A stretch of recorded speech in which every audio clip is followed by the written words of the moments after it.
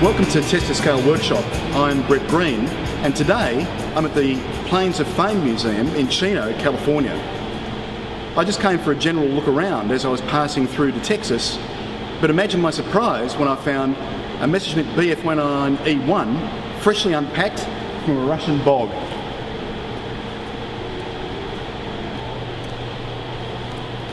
This aircraft was pulled out of a Russian bog around 2 years ago, but it was only delivered here to Chino yesterday, came out of its crate yesterday afternoon, and was only put into its display position this morning. Absolute nothing but good luck, the fact that I turned up here at exactly the right time. You can see a real patchwork of colours on the fuselage here.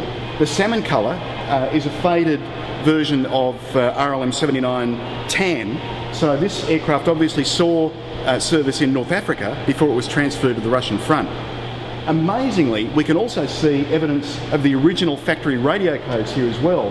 It's difficult to make out, but we think it's CS and AU. So CS, AU were the original radio codes. The work number is on the fin on the other side.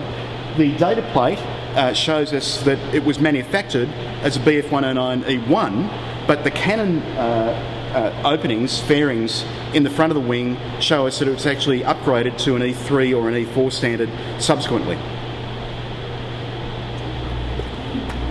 And here is the shot that brought this aircraft to grief. This is a very big hole. It's obviously caused by a cannon. What we can also see here are smaller rounds here, and also further outboard on the wing.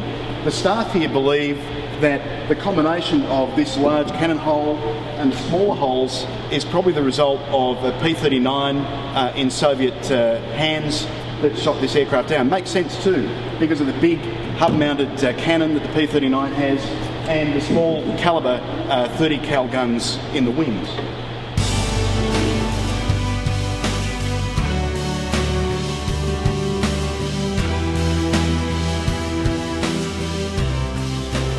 The Messerschmitt Bf 109E1 was only fitted with outboard machine guns in addition to the Cal machine guns, whereas the E3 and E4 were upgraded to include 20mm wing cannon in this position here. So we can see with the inclusion of this fairing as well as the panels on the back and underneath that this E1 was upgraded to E3 or E4 standards at some stage during its life.